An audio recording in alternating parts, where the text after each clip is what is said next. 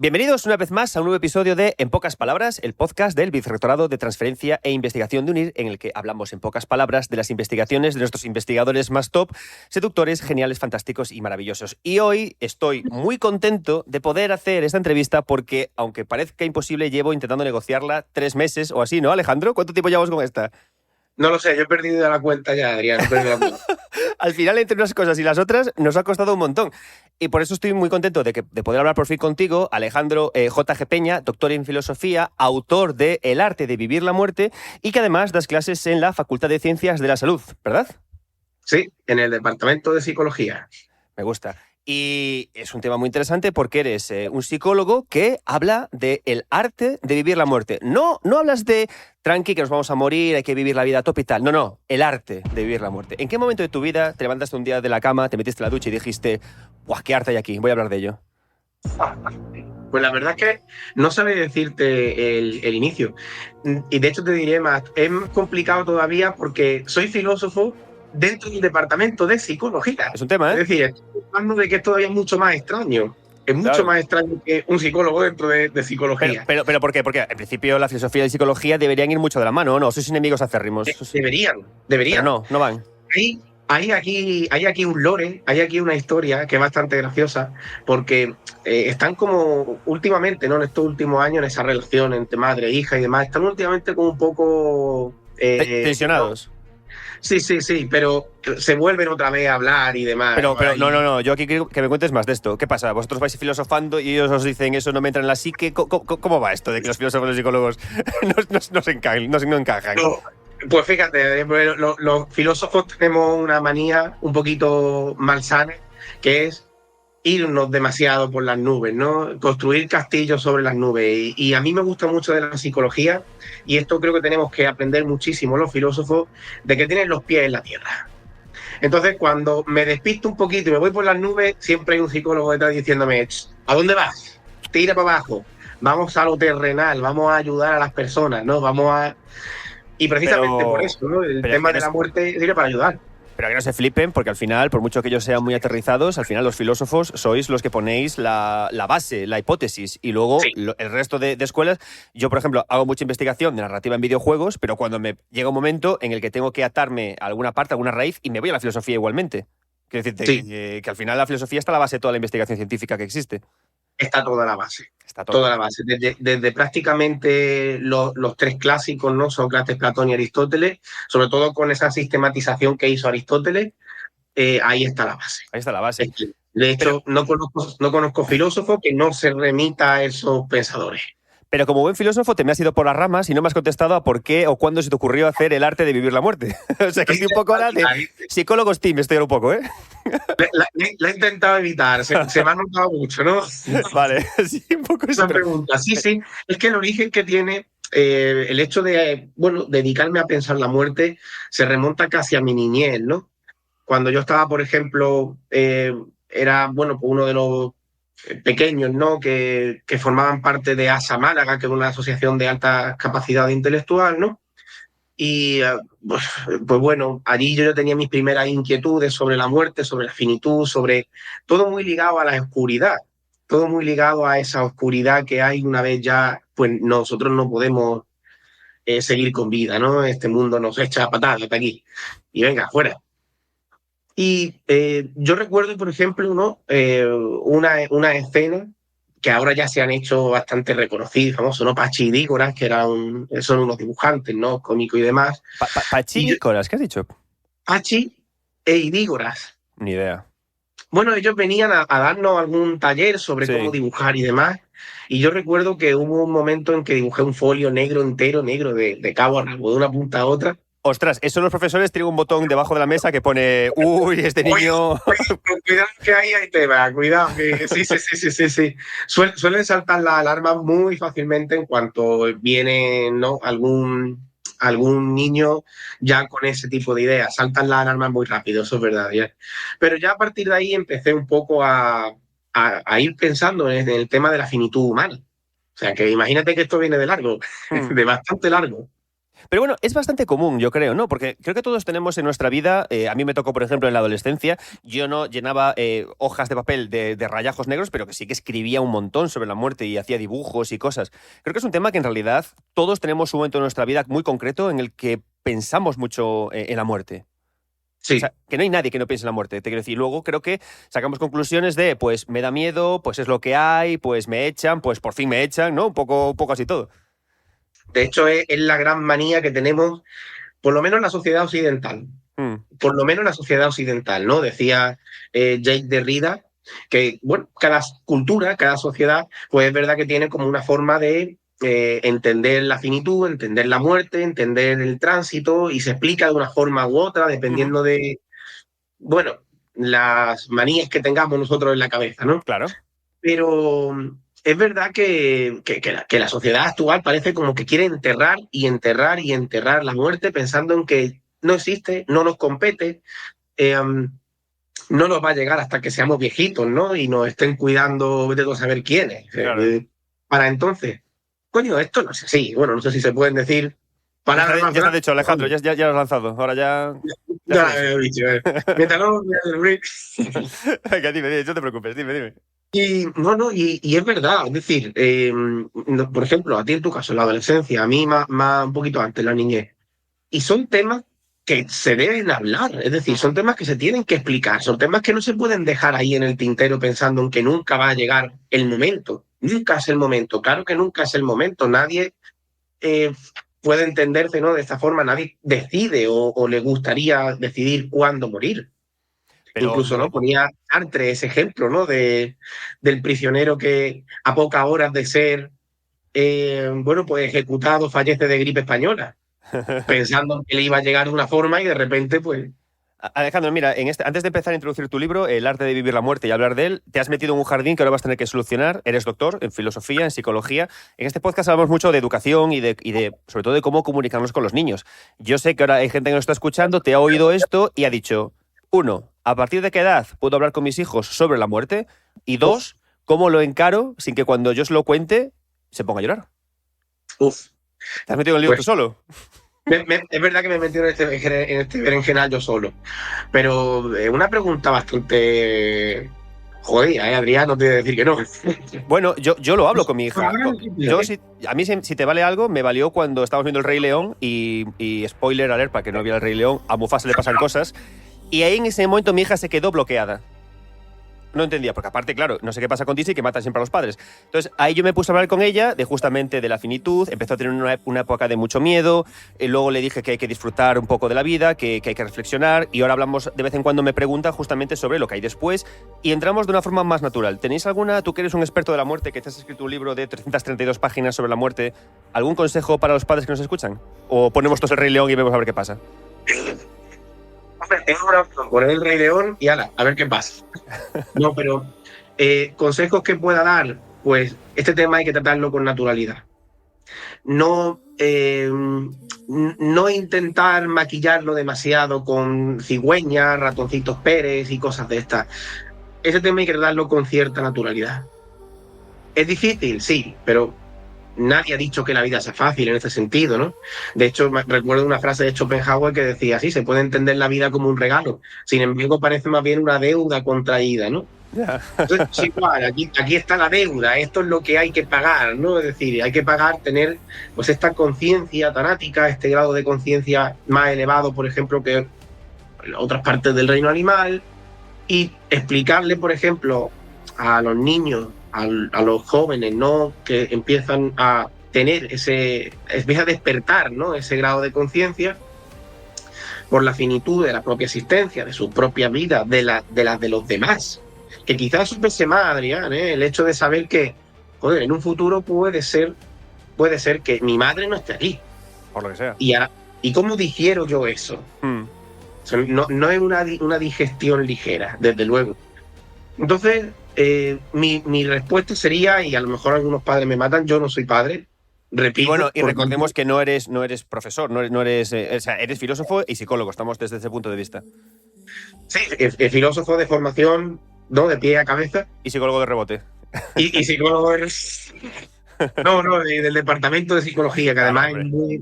es muy, muy, muy importante la formación, ¿no?, a los psicólogos en esta materia. Por supuesto. Instruirlo en antropología, instruirlo en ese tipo de ciencias que son totalmente humanas. No se puede desligar jamás la antropología de cualquier disciplina que se encargue de estudiar el ser humano, ¿no? Alejandro, Entonces, que te me despistas. ¿Qué le digo a los me padres? despisto otra vez. Con naturalidad, Con Adrián. naturalidad. Escuchar a los niños, ¿no? Yo intentando preguntas y lo que vayamos... Escucharles, intentar, hombre, no hay que ser brusco, no te puede venir niña, ¿qué le pasa? Y cogerla del hombro y decirle que te vas a morir, que te vas a morir, que te vas a morir, ¡Ay, Dios mío! Vale. No, claro, así me lo traumatiza. Pero no tiene que ser con la autoridad, Adrián. No puede. Cuanto más se maquille y se camufle este tema, yo creo que peor para la persona que intenta moldarlo en su, ¿no?, en su estructura cognitiva. Me gusta. Y empezar la conversación en el desayuno, no a la hora de dormir, por lo que sea, que igual no duermen esa noche. Vale. Lo puedes manejar al resto del día. Exactamente. Alejandro J.G. Peña, El arte de vivir la muerte, de Ensayo Berenice, un clarificador y lúcido ensayo escrito desde y para la vida. Y, para resumirlo así brevemente, comentas: la muerte juega un papel axial en nuestras vidas. El ser humano muere un poco cada instante en el que las manecillas del reloj avanzan. El ejercicio de pensar la muerte involucra el ejercicio de pensar, y claro, de pensar la vida. Pensar la muerte, pensarse uno en su propia mortalidad, es un ejercicio sumamente revelador que ensancha nuestra existencia y la torna más plena y auténtica. Y te voy a tirar yo aquí el primer beef de la tarde. No sacas conclusiones en este libro. No. De hecho lo digo en el propio apartado de acta es fábula, ¿no?, la función ya ha terminado. Lo digo, concluyo sin ser concluyente. Es que creo que es lo mejor y lo más honesto por mi parte. Es decir, tengo recién cumplido, casi más o menos, no, a mitad, tengo 31 años. En 31 años no da tiempo material de poder tener, bueno, pues vamos a decirlo así, una palestra, ¿no?, de conocimientos sobre la muerte como la puede tener una persona de 80 años. ¿Tú crees? No, yo creo que con 80 años sabes lo mismo poco de la muerte. Quizás es que yo estaba viendo tu libro, es que me estaba rayando mucho al leerlo porque estaba pensando, los investigadores, yo también soy académico, investigamos mucho sobre cosas, ¿no? Pero quizás la única cosa de la que jamás se va a sacar una conclusión es de la muerte. Entonces, yo estaba leyendo tu libro y te juro que me apunté, porque me gusta mucho apuntarme preguntas que voy a hacer a la gente cuando leo sus libros. Me apunté, te lo juro, en la primera página pregunté: ¿merece la pena escribir, estudiar e investigar sobre la muerte? Sí. ¿Por qué? Te daré dos razones. E intentaré ser breve por no irme por las ramas, ¿no? Nada. De formación profesional. Tú mientras haces el tiro, estamos aquí para escucharte. Pues te diré dos razones. La primera, y más importante diría yo, ¿no?, como tú habías dicho, ensancha nuestra existencia. Es decir, a mí pensar sobre la muerte ensancha nuestra existencia, ¿no? Vale, desarrollame eso, que me parece bonito. O sea, a nosotros el hecho de pensar la muerte nos da una existencia mucho más auténtica, como decía Martin Heidegger, ¿no?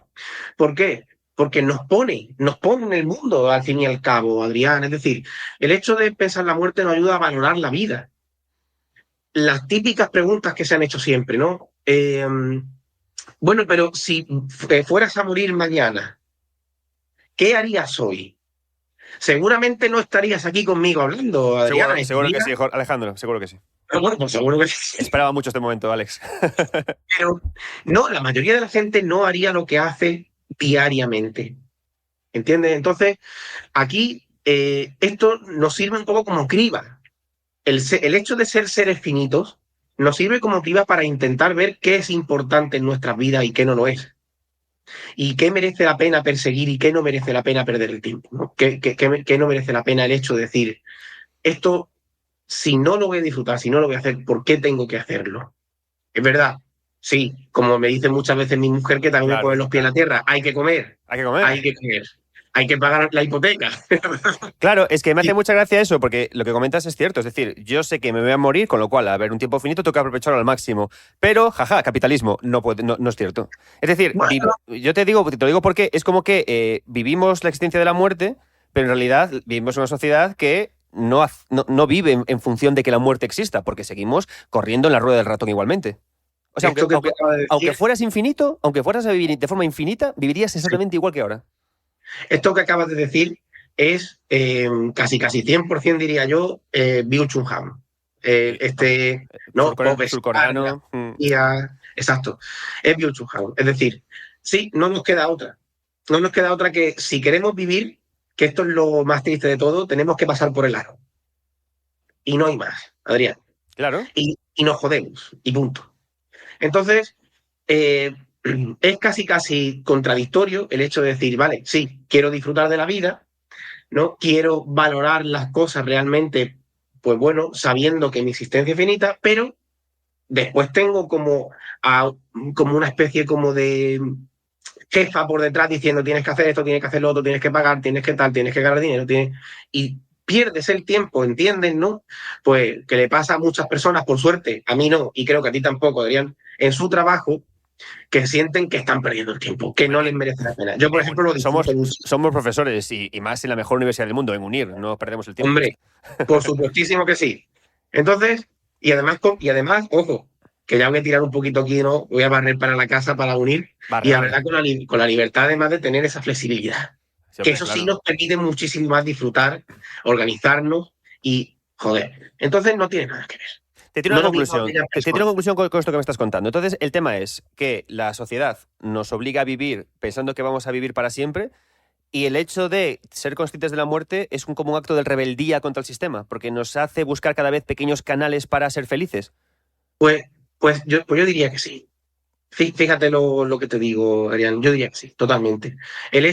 La gente entiende, la mayoría de las personas entienden que el hecho de pensar la muerte tiene que ser algo triste. Por cierto, línea que en absoluto sigo en este libro. No, para nada. No hay tristeza en tu libro. Muy vitalista. Lo que en ese sentido también es muy orteguiano, ¿no? Lo que habla precisamente de, joder, si tenemos que morir, vamos a vivir bien, vamos a disfrutar, vamos a estar con las personas que queremos, ¿no?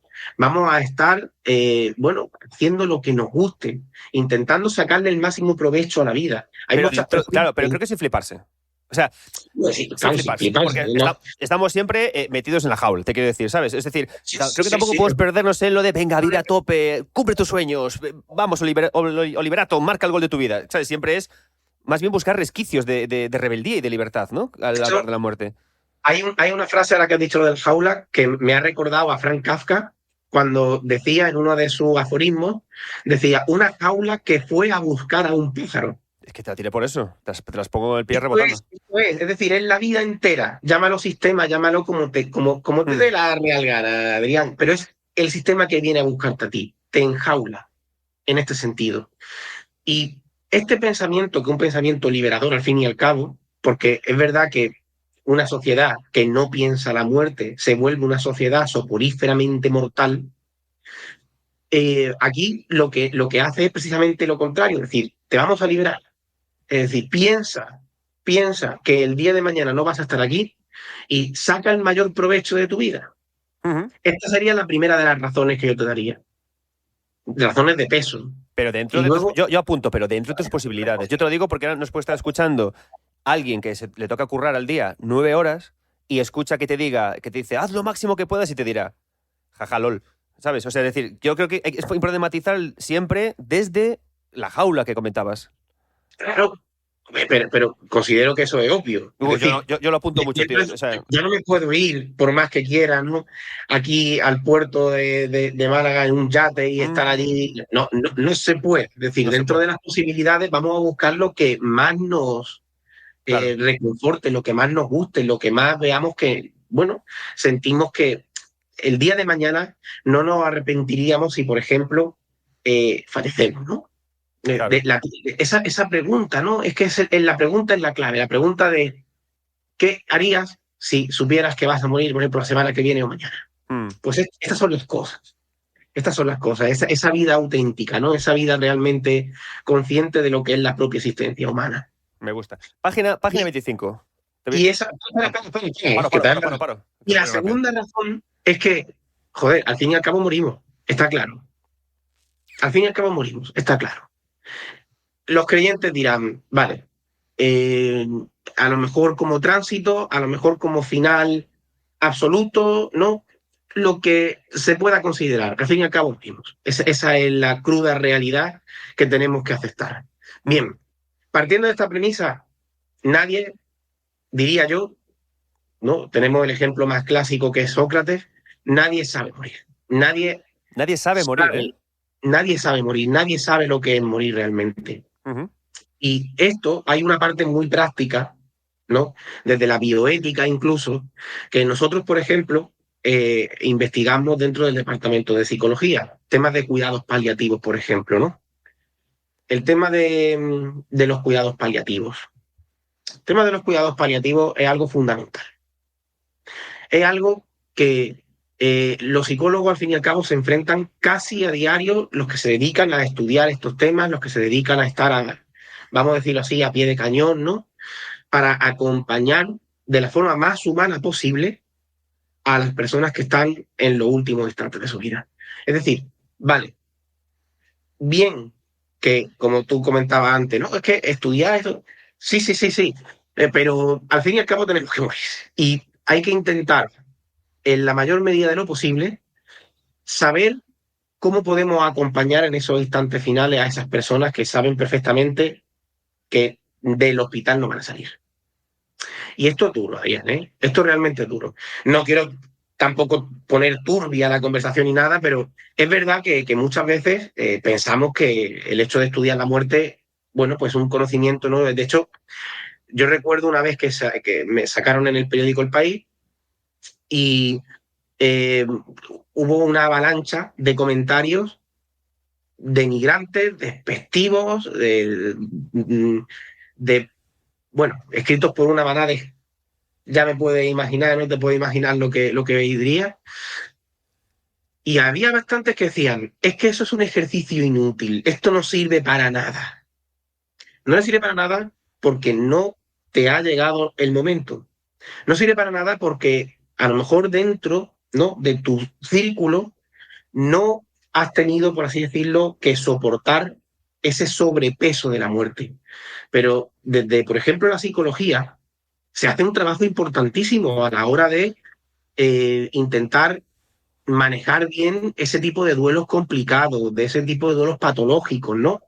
Ese tipo bueno, pues al fin y al cabo, vaivenes emocionales que tiene la persona cuando está sufriendo, por ejemplo, un duelo por un ser querido o por un animal, que también pasa, ¿no? Entonces, joder, aquí tenemos que tener en cuenta una cosa, y es que a todos, de alguna u otra manera, nos afecta.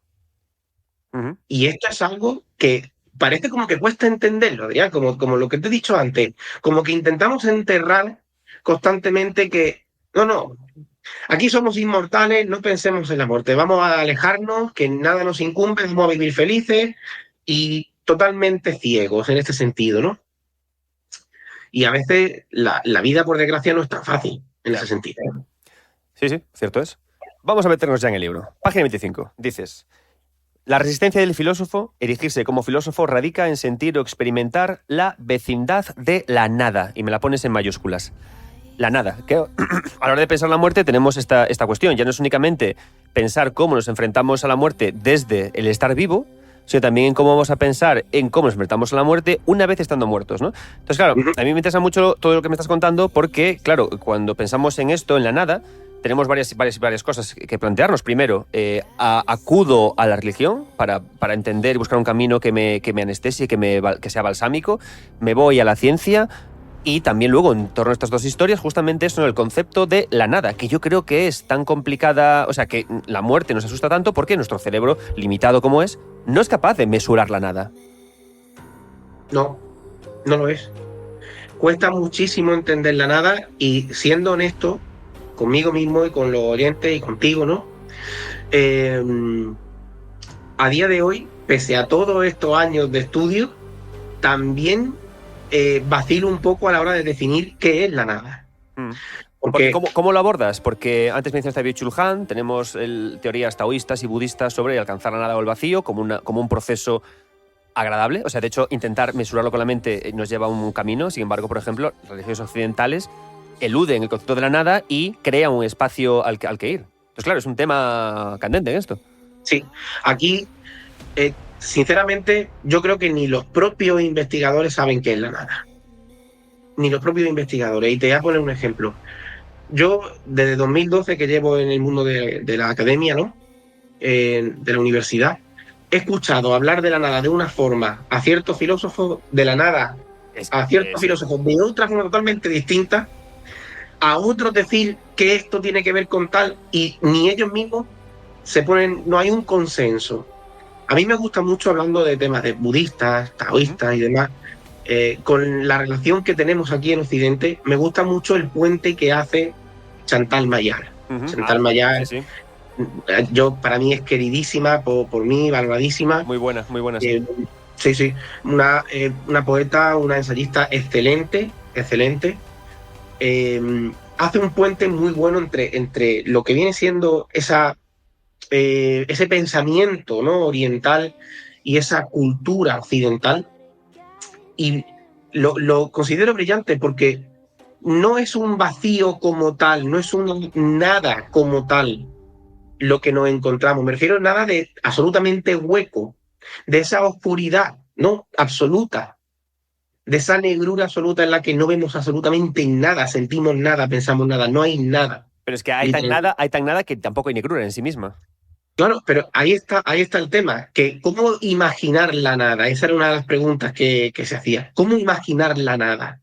Es que no se puede. Entonces, entender que una vez nosotros fallezcamos, no hay nada con la N mayúscula, como tú has dicho, o nos encaminamos a ello, a la nada, pues es que es imposible de imaginar. Claro. Imaginarnos muertos, ¿no? También hablaba de ello Kant, y decía, bueno, es que imaginarnos muertos, ¿cómo sería? Nos imaginamos, sí, el cadáver que seremos. Nos imaginamos, pues bueno, el hecho de decir, incluso podemos, hay gente que le gusta mucho, ¿no? Bueno, fantasear con esto de cómo sería su entierro, cómo sería su... Menuda fantasía, ¿eh? Buah. Sí, bueno, sí, pues Cariño, lo hay. ¿qué estás haciendo, cariño? Ahí sentado en la playa. Buah, mi entierro sí que va a ser bueno. Pues lo peor de todo es que conozco gente que ha llegado a fantasear con ello. Buah, dime que esos amigos te dicen, buah, no como el de Mariano, que fue muy cut, el mío sí que va a ser bueno. A mí me va a matar bien matado. Me sacaron incluso, fíjate lo que le pasó a Maradona. Joder, ya empezamos. Que también hay una ligazón, ¿no?, entre la muerte, el fútbol y demás. Fijaos cómo todo esto concuerda, ¿no?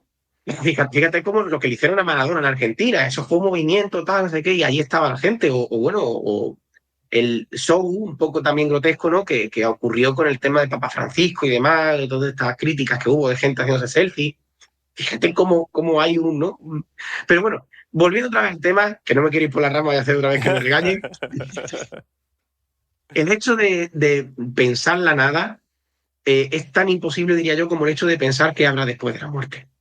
Es que, de hecho, por apuntar página 144, que sí voy tirando cosillas que me he ido apuntando sobre esto, dice, imaginarnos muertos siendo cadáveres engendra pánico justamente por desaparecer de entre lo que de hecho existe. No es pavor a morir, que creo que esto es importante con lo de la nada. Es el pavor a estar muerto. Es decir, que esto es una cosa que es interesante que menciones en tu libro cuando reflexionas, porque con lo que estamos contando parece que al final es un tema de que estamos reflexionando en el aire, pero creo que es un punto importante que tiras, que no nos da miedo morir como tal, porque es un tema que físicamente lo tenemos controlado, sino lo que nos da miedo es el hecho de estar muertos, de decir, wow, ¿no? Que esa es la parte, y va mucho relacionado con lo que dices, justamente por el no saber, que la clave del miedo es el no saber. El desconocimiento. Y es la verdad, sí, se han construido, bueno, innumerables escenarios ultraterrenales, se han construido innumerables, pues mundos que están más allá de la tierra que pisamos, paraísos, se han construido, pero la realidad es que no sabemos nada. Me gustaría profundizar contigo sobre eso, sobre qué opinas como filósofo, psicólogo de la muerte, de las personas que buscan consuelo o respuestas en religiones, sistemas de creencias. Yo te lo digo porque, honestamente, he encontrado mucho consuelo y mucha reflexión justamente al leer budismo, al leer temas de taoísmo, porque dan ciertas respuestas que me son muy, muy interesantes. Y yo de pequeño, que al principio tenía un carácter como más protestante con el tema de la religión, sí que es cierto que cada vez entiendo más y disfruto más de comprender que no es rendirse, creer, porque simplemente es como una forma como de asumir que ese proceso vital existe y encontrar un lugar en el que poder reflexionar sobre ello, cada uno en el lenguaje o en el código que entienda. ¿Tú Qué cómo ves bonito. esta cuestión? Te diré en primer lugar que me ha gustado mucho la frase de que no es rendirse, ¿no? ¿No? Es que no tiene por qué serlo. Claro, El tema de la espiritualidad, sea cual fuere, ¿no? claro, La claro, que claro, nosotros justo, justo. queramos. Sí, sí, sí. Este tema es un tema esencial y vital. Y lo Y tratas. además la palabra es vital. Mm. Este tema nos da vida, nos brinda vida. Y es fundamental, ¿no? Fíjate, aquí destaco una frase que decía Evandro Agassi, Macho, que tienes decía, tienes una memoria para las citas que estoy alucinando, ¿eh? Es decir, o sea, llevamos 30 minutos y me has soltado tantas. ¿Cómo retienes tanto, tío? Yo no soy capaz. leyendo mucho, Oh, teniendo... no, pero si yo leo a Dios también, pero... No, pero decía Agassi una frase que a mí me supuso, ¿no? Me supuso un gran peso a la hora de estudiar la muerte. Inclinaba mucho la balanza. Decía que para un creyente eh, ya puede haber muerte, obviamente esto no es una cita literal, puede haber muerte, Ya puede te has, haber te has sufrimiento. acobardado ya, ¿eh? Sabías que le iba a buscar a ver si tenías tanta buena memoria. Dime, ¿puede haber muerte? ¿Puede haber Bueno, sufrimiento? ¿Sí? no es literal, ¿no? Vale, vale. Obviamente. Pero decía casi eso, que para un creyente, un auténtico creyente, un creyente Ujú. de verdad, real, eh, insisto, ¿no? Sea cual fuere la espiritualidad que siga, ¿no? Eh, puede perfectamente aceptar el sufrimiento, incluso aceptar la muerte, la finitud de su propia Mm. existencia, porque es el precio a pagar por una vida eterna, decía Agassi, ¿no? Aquí, esta frase, si nosotros podemos llegar a extraer, ¿no? Todo lo que dice la frase lo que dice realmente es que, joder, eh, no podemos soportar ese desconocimiento que rodea al más allá, a lo que habrá más allá de la muerte. Claro. Es insoportable, precisamente por desconocimiento, por temor, porque, bueno, te arroja, ¿no? A esa angustia existencial. Y esto, desde luego, el ser humano no lo ve con buenos ojos. Yo, desde luego, tampoco lo veo. Y me pasa un poco como te pasa a ti, ¿no? Que cada vez más, conforme vamos, ¿Verdad? eh, yo voy aceptando con más elegancia, por así Sí. decirlo, el hecho de que, bueno, pues al fin y al cabo, eso es, eso es un bálsamo para la vida.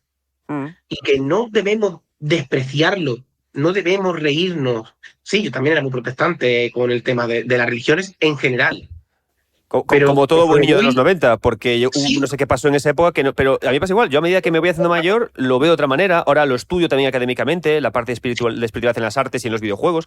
Y sí, tengo otro enfoque. Y me ayuda mucho leer sobre budismo, por ejemplo, y sobre taoísmo. Son cosas que me ayudan a pensar fuerte en esto de lo que hablas. sí, sí. Y de verdad te digo, Adrián, y esto te lo confieso a ti y a todos los que escuchéis, que me pasa también que conforme voy creciendo, ¿no? En edad, Mm. porque ya en tamaño no puedo un poco más, ya no, en tamaño sería preocupante. Pero conforme voy creciendo en edad, me voy dando cuenta eh, de que hemos sido a lo mejor un poco injustos Sí. con este tipo de espiritualidades, con este tipo de, vamos a decirlo así, salvaguardias, ¿no? Yo lo he sido. Yo consideraba que era como rendirse a pensar y ahora creo que es un camino más para pensar y complementario, de hecho. Que además, Sí, por otra cosa que estoy escribiendo yo, estoy leyendo sobre Philippus Paracelsus, que es un alquimista y que eran los científicos de la época en su momento. Y curiosamente era una persona que buscaba, como también ocurría con Leibniz, la idea de la existencia de Dios, la partícula, la mónada, la cosa metafísica. Y hacía un camino muy paralelo entre una cosa y la otra, hablando de Dios ya no únicamente como entidad divina, sino como lo primigenio. Entonces, cada vez veo más conexiones entre la investigación académica y también este tipo de cuestiones. sí, sí, sí. Mm. La AI hace muy poco salió, bueno, hablando, que yo le tengo mucho respeto, ¿no? Evidentemente, el doctor Manuel Sansegarra, con Hombre, el libro de la supraconciencia, ¿no? Y esa terminología que emplea. Y es verdad que, bueno, que tengo mis discrepancias, ¿no? Evidentemente, es verdad que nos ayuda, nos relaja, porque al fin y al cabo todo esto es con una base desde la creencia, ¿no? Esto al fin y al cabo es desde la propia fe, ¿no? Pero nos ayuda a pensar que hay más, que no nos acabamos aquí, mm, ¿no? Esa lucha siempre entre biología, biografía o espíritu, ¿no? O alma. nos ayuda a pensar que hay más. ¿No te parece un poco egoísta creer que nos merecemos nosotros más? Es decir, yo creo que cuando me muera me quedé muerto y ya estaría. O sea, no. Claro, quiero decirte, ¿no es un poco egoísta pensar que el ser humano tiene luego una transmigración del alma, tiene un cielo? Igual se acabó y punto. Igual no hay nada. Y está guay, porque si no, una hormiga también tiene derecho también a transmigrar no sé, en ejecutivo de cuentas de una multinacional, ¿sabes? ¿Qué sé? Igual esa es la explicación de por qué el capitalismo está como está. No, o sea... Pues sí, pues igual sí, Adrián. Es decir, en este sentido es que yo soy muy honesto con todo el mundo. Pues igual sí hay algo, o igual no hay algo. Claro, eso es la magia, ¿no? O igual una hormiga llega a ejecutivo, ¿no? O a CEO de Microsoft, no lo sé. Es que parece una tontería lo que estamos diciendo, pero no lo es. Es decir, todo esto parte de la base del desconocimiento. Y ese es el gran problema, es lo que tú leíste hace unos minutillos, ¿no? El tema de desconocer lo que nos lleva es a temer. Cuando no tenemos algo seguro, nos preocupa. Y esto ocurre en pequeñas dosis a lo largo de nuestra vida. Una operación arriesgada, un propio examen importantísimo, unas oposiciones. Es decir, el hecho de no saber qué ocurrirá nos produce desconcierto, nos produce miedo. Y yo diría que por excelencia no hay mayor miedo que el hecho de todo lo que rodea a la muerte en general, ¿no? Entonces, bueno, pues sí, ese es el problema, que no sabemos lo que hay más allá. Y eso es quizás, ¿no, Adrián? La base de toda una gran discusión que se ha desarrollado a lo largo de siglos y siglos. Y seguimos, ¿eh? Y seguimos todavía. Ahora con otra terminología, ahora más apoyado en la ciencia, ¿no? Hace unos años se demostraba, ¿no?, que con este proceso de homogeneización de la energía, con este segundo principio entrópico y demás, ¿no? Termodinámica, bueno, pues sí, que la materia no se destruye, sino que se transforma. Y, vale, decíamos, hay una suerte de inmortalidad, al menos física. Y de hecho la propia física lo respalda, ¿no? Pero aquí está la gran pregunta, ¿no? Si yo me corto un dedo, el dedo que me queda no tiene, por así decirlo, no alberga en sí todo lo que somos nosotros, ¿no? Un poco de esa metáfora del barco de Teseo, ¿no?, y demás también entra aquí en juego, ¿no? Es decir, lo que queda de nosotros es polvo, entre comillas, ¿no? Por rescatar también a Kant, ¿no?, que hablaba también de eso, de sí, polvo eres y polvo retornarás. Porque se pone fino, pero es caca para el campo, en realidad. Vaya, lo que somos al final. Vámonos para lo que viene después. Entonces, es muy crudo, pero desde el mundo de la física y la biología es lo que hay. A mí es un pensamiento que me gusta. Yo estoy muy contento de pensar que un día seré algo que abona el campo, ¿sabes? Y que crecerán florecillas sobre mi cuerpo. A mí es un pensamiento que me tranquiliza mucho. Mira, bueno, de hecho, están las urnas con semillas de árboles de las cuales nace. Eso es una pisada, Alejandro, que no tiene sentido. A mí que me tiren un prado, que me como los buitres y que la caca del buitre crezca al campo, ¿sabes? Por favor. Entierros con buitres, como se hacía antaño, hombre. Tanta finura. Dentro de poco habrá gente sacándose selfies con las urnas. En plan, guau, neno, mira cómo está creciendo aquí. Página 139. La pregunta que te voy a hacer es la con la que quiero cerrar esto, que es ¿cuándo nos morimos? Atento. Página 139. Lo clásico o lo tradicional, por suerte o por desgracia, cae en un desfase temporal gracias, eso sí, a los avances en biotecnología aplicada a la medicina y a las ramas sanitarias. ¿Cuál es el umbral y dónde se sitúa la hora de determinar el momento exacto en el que ocurre la muerte? Te pregunto esto porque todos hemos tenido, por lo menos muchos familiares, que pasan, como decías tú antes, cuidados paliativos, mucho tiempo encamados. Y, quizás es así algo duro decirlo, pero honestamente llega un momento en el que tú ya los das por muertos. Y dices tú, no, está muerto. Y luego ya morirá definitivamente. ¿Cuándo morimos, querido Alejandro? Pues fíjate, esta reflexión que tú acabas de leer nace, es un tema delicado para mí, ¿no? Nace precisamente por la muerte de mi abuelo, que estuvo casi, ¿no?, a causa de un ictus, estuvo casi cerca de un año, vegetal, como se suele decir. I know what you feel. Y en estado vegetativo persistente se llamaba, ¿no? Entonces, sus funciones biológicas a duras penas seguían funcionando, pero luego ya no era el mismo. De hecho, había momentos en los que tenía cierta lucidez, había momentos en los que no podía hablar, no podía moverse, no podía... Y eso era literalmente una auténtica tortura, una cárcel. Y nació un poco de esto, ¿no? ¿Cuándo realmente estamos muertos? Yo considero que esa persona, ¿no?, continúa con vida. Aquí tenemos que tener en cuenta una cosa, que es que hay términos un poquito más técnicos, ¿no?, que si lo llevan más bajo el brazo, pues esas ramas sanitarias, esas ramas, ¿no?, o es incluso esas ciencias que se dedican a lo biológico, a la física y demás, y luego esas ramas más humanas, que no, de verdad, no tenemos que dejar de pensar que somos humanos, que es que muchas veces se nos olvida. Hombre, yo creo que lo tengo Pensamos bastante presente eso. Sí, no, pero no te creas que está tan presente, Adrián. Yo lo digo porque muchas veces hablo con personales sanitarios, ¿no? Hablo con Y te dicen, colegas. este intenta ser una hormiga. ¿No? Sí Claro, que te y vale un entonces poco. nos damos cuenta de que, perdón, de que se nos olvida un poco que seguimos siendo humanos. Por eso, cuando tú hablabas antes de la espiritualidad, es que en los últimos instantes de nuestras vidas, ¿no?, los instantes finales, la espiritualidad es algo que totalmente necesaria, totalmente, ¿no? Entonces, bueno, pues volviendo otra vez a este tema. ¿Cuándo se está vivo? ¿Cuándo se muere? ¿Cuándo se...? No ha habido consenso tampoco sobre ello. Macho, no me Es que aclaras nada, es que no vale no, tampoco. Tírame un cabo. de hecho, me lo dijo una vez un periodista bastante conocido, ¿no?, que me hizo una entrevista buenísima, espectacular, ¿no?, César Coca, y se lo dije, te lo tuve que decir, digo, César, no te claro nada porque no hay nada claro, y yo no vendo humo. Es que me niego a vender humo, es que en estos temas, en el tema, ¿no?, de la muerte, del más allá y tal, se vende mucho humo, Adrián, mucho, Hombre, muchísimo. claro, cuando te incineran.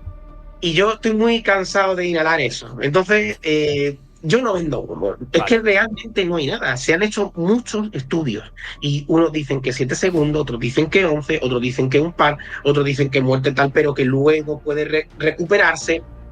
El tema de la muerte, ¿no?, de cuándo se muere exactamente, siempre ha estado en boga. Siempre ha estado de moda porque hoy día ni siquiera la neurociencia es capaz de tener un consenso también y decir, este es el momento exacto. ¿Por qué lo digo? Porque también he leído estudios en los que de repente, después de haber, ¿no?, fechado la muerte clínica de la persona, clínicamente probada, vuelve a la vida. ¿Y ahora qué?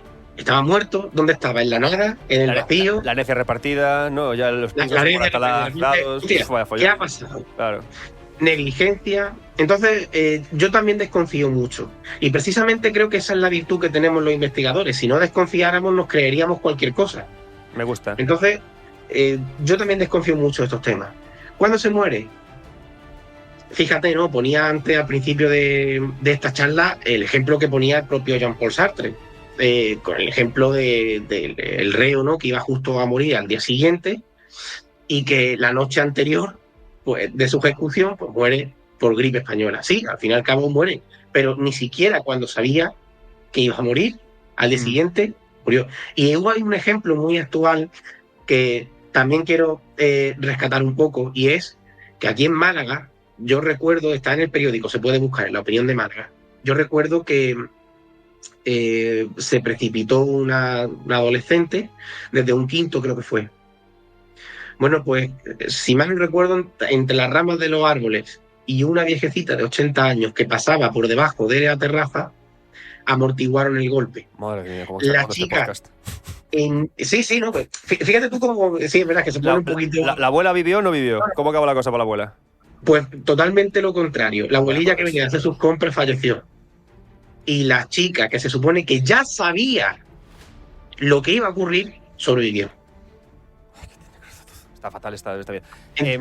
Por eso digo que joder, estoy hablando de más mujeres, ni siquiera nosotros lo sabemos. Madre mía. Alejandro, yo por acabar ya, que llevamos aquí hablando un ratillo sobre tu libro, es un libro que, bueno, que está muy bien, es un libro, como estamos viendo, para reflexionar, porque es un libro que te vale mucho para pensar sobre ti mismo. A mí me gustaría tirarte como una última reflexión, a ver qué te parece. Creo que el arte de vivir la muerte es el arte de reflexionar que la verdadera y única naturaleza de los seres humanos es que no sabemos nada, y concienciarnos de eso es lo que nos hace al final ser felices y poder salir a la calle con una sonrisa. El hecho de que es imposible saberlo todo y que en esa incertidumbre hemos de ser fuertes. Yo soy feliz, ¿eh? Yo también estoy muy contento. Yo soy feliz. No, es que también te preguntan a veces, pero Alejandro, ¿tú qué te dedicas a estos temas? Yo no sé cómo puedes ser feliz. Pues se puede. Es decir, y si yo puedo, que soy torpe por naturaleza, podemos todos. Pero creo que esto hay que abrazar la ignorancia. O sea, hay que abrazar la idea de no saber disfrutar de. Pues esto. Tengo que reflexionar sobre. O sea, creo que parece muy, muy tonto dicho así, pero hay que reflexionar muy fuerte hasta el momento de decir, bueno. Es un poco simplista, quizás, pero. Es simplista, pero te digo una cosa, Adrián. ¿No abrazamos a diario la ignorancia? ¿Acaso no vemos la tele todos los días, Alejandro? ¿No abrazamos la ignorancia con nuestros ojos? No abrazamos a diario la ignorancia. Es decir, yo me considero una persona ultra ignorante de todo, por más que leo, por más que estudio, de verdad, y de verdad prometido a todos los que me estén escuchando. Yo me considero una persona súper ignorante. No voy a decir inculto, digo ignorante. Porque yo cojo un libro, cualquiera, lo leo, cojo el siguiente y como me contradigan algo, ya no lo sé. Claro. Es muy fácil, ¿no? Decía también Nietzsche, ¿no? Es muy fácil temer a las personas que tengan, ¿no? Que sean, ¿no? Devotas de un solo libro. Incluso aquellas que no lo hayan leído. Desconfiad de esas personas. Ahora, confiad de la persona que haya leído muchísimo. Es que el camino de lo que dices del académico es el camino del no saber. Del no saber. Yo de verdad, yo lo reconozco, a todos. Yo no lo sé.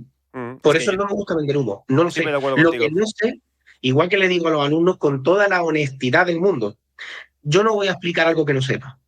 Y no me incomoda nada decir en la clase, pues tienes razón, fulanito o menganita, tienes razón. Pues me has pillado y lo voy a mirar porque me parece muy interesante. Pero es que es verdad. Porque si no lo sé, ¿cómo lo voy a explicar? Cierto. Pues desgraciadamente no todo el mundo es así. Entonces, no abrazamos la ignorancia a diario. Pues esto es lo mismo.